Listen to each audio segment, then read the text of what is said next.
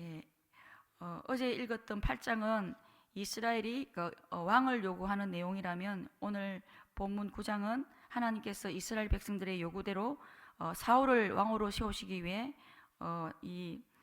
사울을 사무엘에게로 이끄는 그런 장면입니다.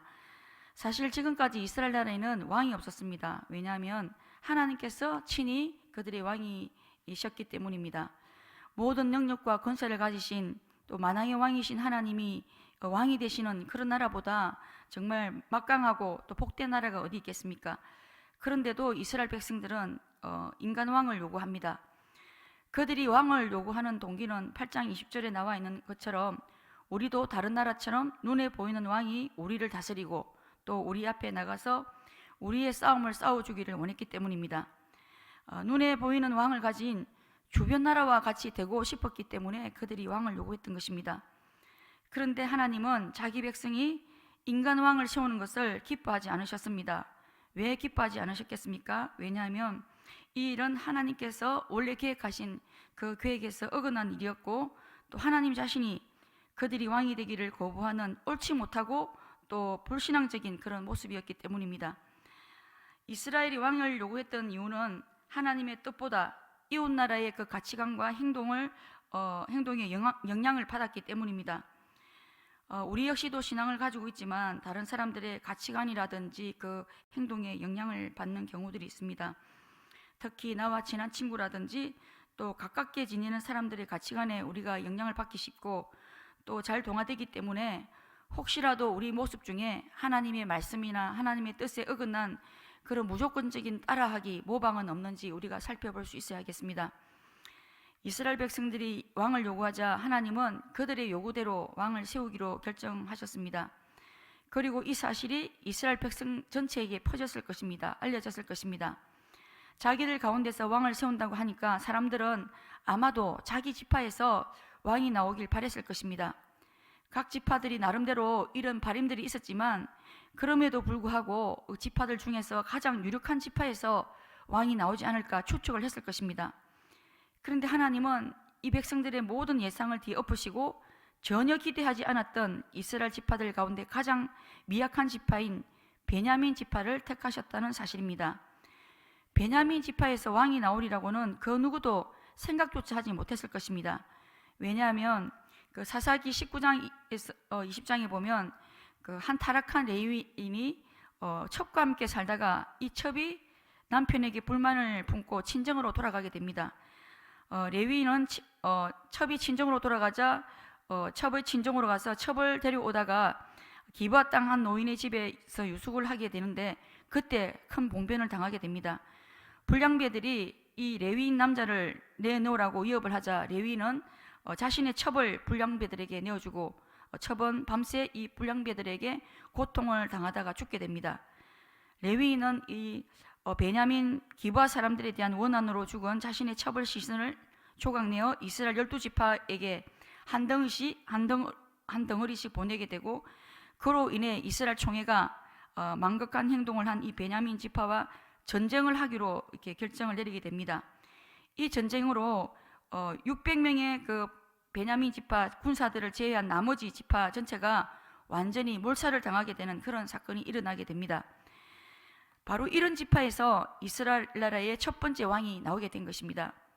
하나님은 왜 이스라엘 지파들 가운데서 이렇게 가장 약한 베냐민 지파 사람들 중에 왕을 선택하신 것이겠습니까? 고린도전서 1장 27절에서 29절 말씀처럼 하나님께서 세상에 천한 것들과 멸시받는 것들과 없는 것들을 택하사 있는 것들을 피하려 하시나니 이는 아무 육체도 하나님 앞에서 자랑하지 못하게 하려 하심이라. 바로 자랑하지 못하게 하시기 위해서 하나님은 이렇게 약한 지파를 택하셨다고 볼 수 있습니다. 그리고 사람의 기준과 하나님의 기준은 완전히 다르다는 사실을 보여줍니다. 저렇게 형편없는 사람이 어떻게 하나님께 쓰임받을 수 있을까? 우리는 그렇게 생각하지만 하나님은 바로 그런 사람들도 얼마든지 사용할 수 있다는 것을 보여주신 것입니다. 그리고 때때로 우리가 우리 자신을 바라볼 때 베냐민 지파처럼 너무 약하고 초라해 보일 때가 있습니다. 그러나 이런 약함과 초라함 때문에 이런 약함과 초라함이 우리의 교만과 자랑을 막아주는 방패가 되어주기 때문에 이 약함이 바로 은혜이고, 이 약함 때문에 우리가 지금까지 참 하나님께 쓰임 받았다는 사실을 우리가 잊어서는 안 되겠습니다. 그런데 오늘 이 왕을 세우는 과정에서 사울의 아버지 기스가 암나기들을 잃어버리는 일이 발생하게 됩니다. 가축을 키우다가 보면 짐승들을 묶고 있는 고삐가 제대로 묶여 있지 않다든지, 또 축사의 문이 열려 있다든지 하는 바람에 가축을 잃어버리는 일이 종종 일어납니다. 가축을 잃어버리는 일이 무슨 특별한 일이 아니라 어쩌면 정말 평범한 일일 것입니다. 평범한 사건입니다. 그리고 가축을 잃어버리는 일은 어떻게 보면 큰 손해이고 손실을 입는 것입니다. 그런데 하나님은 우리에게 일어나는 바로 이런 평범한 일을 통해서, 그리고 때로는 우리에게 손해이고 손실인 것 같은 그런 일을 통해서 우리를 향하신 하나님의 계획과 자신의 뜻을 이루어 가신다는 사실입니다. 우리가 생각할 때 나에게 일어나는 나쁜 일, 손해와 손실, 이런 것들을 통해 하나님은 우리 안에 있는 은사와 자질, 이런 것들을 개발하시기도 하시고, 또 우리를 완전히 새로운 영역에서 하나님을 섬길 수 있도록 하나님은 이끌고 가실 때가 종종 있다는 사실입니다. 하나님은 우리에게 일어나는 모든 것들을 합력하여 선을 이루시는 분이시기 때문에 하나님 안에서 우리가 현재 당하는 이 손해와 손실, 이런 것들이 실제로는 마이너스가 아니라 플러스가 된다는 사실을 우리가 기억할 수 있어야겠습니다. 암나기를 잃어버리자 기스는 아들 사울에게 사환을 한 명 데리고 가서 암나기들을 찾아오라고 말합니다.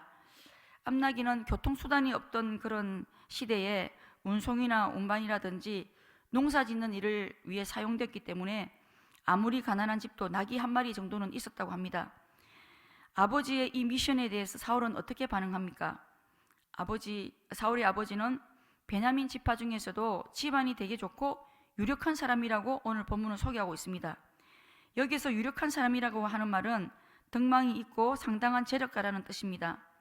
이런 집안이라면 나귀 하나 잃어버리는 것은 문제도 되지 않을 것입니다.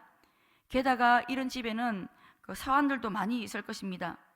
이런 일이라면 나 말고 사환들을 동원해서 찾아오게 하십시오, 이렇게 사울이 말한 뒤에 자신이 직접 나서지 않을 법도 한데, 사울은 아버지의 말씀대로 나귀를 찾으러 났습니다. 그리고 나귀를 찾기 위해 에브라임 산지 살리사 땅을 두루 다니다가 거기서도 찾지 못하자 베냐민 땅 전체를 다 헤매고, 또 거기서도 찾지 못하자 숲땅까지 가서 찾았다고 말하고 있습니다. 이 땅들은 대부분 산지나 협곡이나 황무지라고 합니다.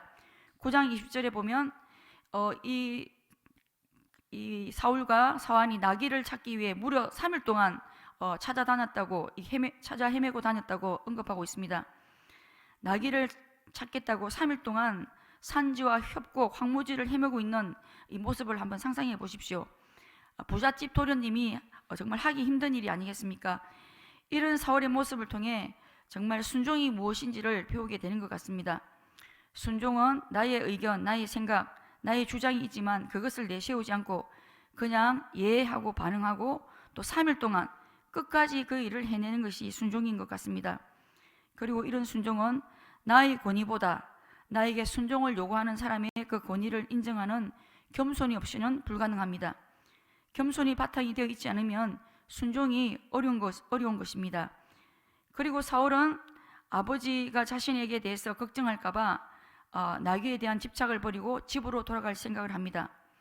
그런데 그때 거느리고 있던 사환이 이 성읍에서 존경받는 하나님의 사람에게 가서 돌아갈 길을 묻자고 사울에게 제안을 하자 사울은 그 사환의 제안을 받아들입니다.